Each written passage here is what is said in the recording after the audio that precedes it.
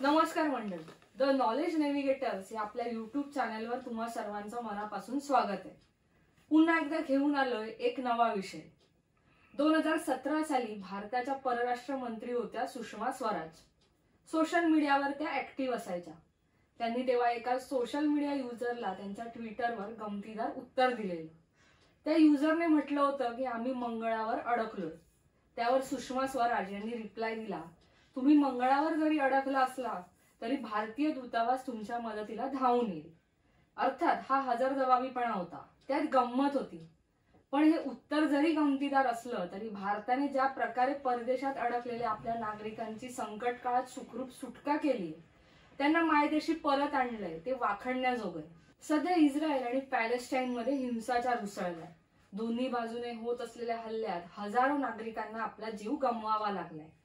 त्यात काही परदेशी नागरिकांचा सुद्धा समावेश आहे। अनेक भारतीय सुद्धा इस्रायलमध्ये अडकलेत। इस्रायलमधून भारतीय नागरिकांना परत आणण्यासाठी ऑपरेशन अजयची आखणी करण्यात आली। ज्यांची मायदेशात येण्याची इच्छा आहे त्यांना या मोहिमेच्या माध्यमातून भारतात आणलं जाणार आहे। या रेस्क्यू ऑपरेशनला सुरुवात सुद्धा झाली आहे आणि काही भारतीय मायदेशी परतले सुद्धा।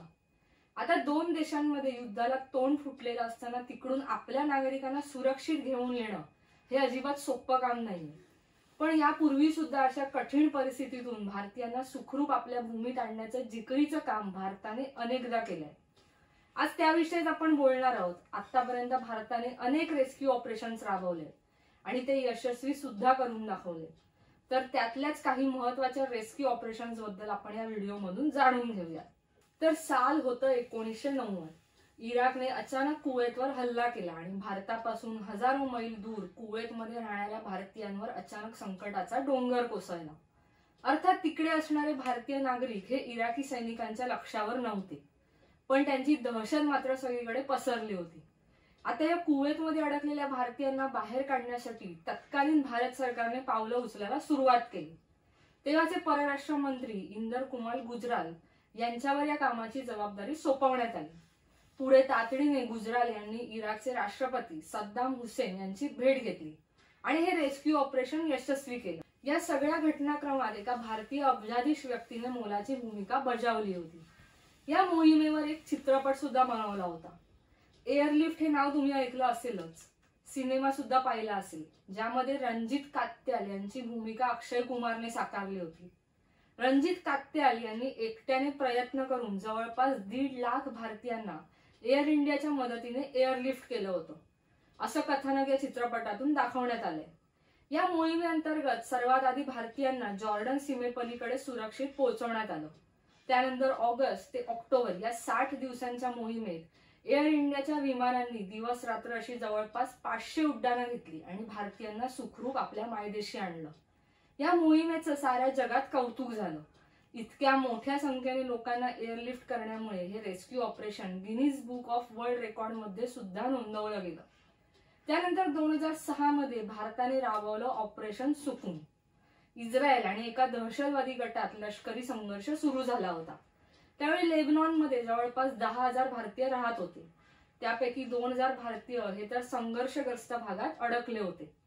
त्यांना सुखरूप बाहेर काढण्यासाठी म्हणून भारताने ऑपरेशन सुकून राबवत आपल्या लोकांसोबतच श्रीलंका आणि नेपाळ मधल्या नागरिकांना सुद्धा सुखरूप बाहेर काढलं होतं। 2011 मध्ये लिबियामध्ये संघर्ष सुरू झाला होता। या झालेल्या संघर्षानंतर तिथल्या भारतीयांची सुखरूप सुटका करण्यासाठी भारत सरकारने ऑपरेशन सेफ होम कमिंग सुरू केलं होतं। या मोहिमेत हवाई आणि सागरी मार्गाने तब्बल 15,400 नागरिकांची सुटका करण्यात आली होती। त्यानंतर 2015 मध्ये भारताचा शेजारी असलेल्या नेपाळमध्ये भूकंपाचा मोठा धक्का बसला होता। यानंतर नेपाळमधून नागरिकांची सुटका करण्यासाठी भारत सरकारने ऑपरेशन मैत्री या नावाने रेस्क्यू ऑपरेशन सुरू केलं होतं। भारतीय हवाई दल आणि नागरी विमानांनी नेपाळमधून 5,000 भारतीयांसोबतच अमेरिका, ब्रिटन, रशिया आणि जर्मनी मधल्या परदेशी नागरिकांची सुद्धा सुटका केली होती। पुढे त्याच वर्षी येमेनमध्ये सरकार आणि बंडखोर यांच्यात संघर्ष सुरू झाला। अर्थात हा अंतर्गत संघर्ष होता। त्यावेळी भारतीयांना सुखरूप आणण्यासाठी भारताने ऑपरेशन राहत सुरू केलं होतं। आणि या ऑपरेशनमध्ये येमेनमधून जवळपास 6,688 भारतीय आणि परदेशी नागरिकांना सुरक्षित बाहेर काढण्यात आलं होतं. त्यानंतर 2020 मध्ये करोनासारख्या महामारीने जगावर संकटाचे ढग गडद केले. संपूर्ण जगभरात लॉकडाऊन लागलं. लोक जिथे होते तिथेच अडकून पडले. त्यावेळी जगभरातील विविध देशांमध्ये अडकलेल्या भारतीयांना सुखरूप मायदेशात आणण्यासाठी केंद्र सरकारने वंदे भारत मिशन सुरू केलं होतं. 2020 मध्ये सुरू झालेल्या या रेस्क्यू ऑपरेशन मध्ये 2021 पर्यंत या मोहिमेचा भाग म्हणून जवळपास 30,000 उड्डाणं चालवली गेली. 2021 मध्ये अफगाणिस्तानमध्ये सत्ता पालट होऊन तालिबानचं सरकार सत्तेत आलं.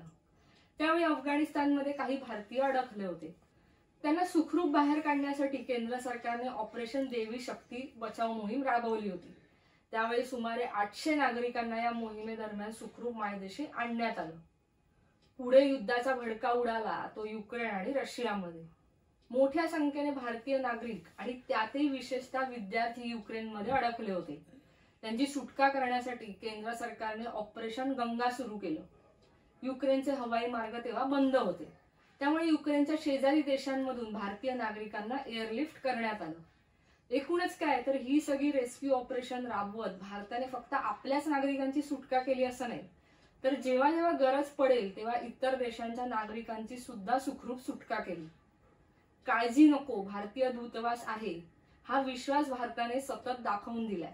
तर भारताच्या या यशस्वी रेस्क्यू ऑपरेशनची माहिती कशी वाटली हे कमेंटमध्ये आम्हाला नक्की कळवा. तुर्तास इथेच थांबूया आणि लवकरच भेटूया पुन्हा एका नव्या विषयासह. तोपर्यंत तुम्ही द नॉलेज नेव्हिगेटर्स या युट्यूब चॅनलला सबस्क्राईब करा. व्हिडिओ आवडला असेल तर लाईक करा, शेअर करा. धन्यवाद.